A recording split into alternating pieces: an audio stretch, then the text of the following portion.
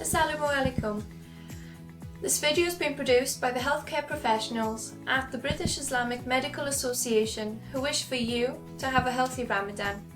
So how can we keep active this Ramadan? During Ramadan, regular light and moderate exercise is safe and fun to do. However, avoid rigorous exercise. Maintain normal levels of physical activity.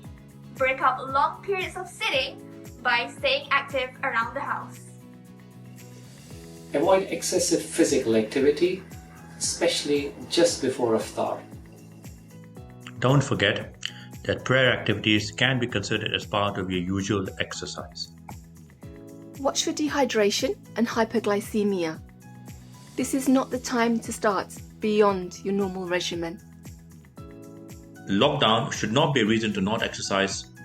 You must adhere to social distancing measures of 2 meters minimum if you go for a run or a walk.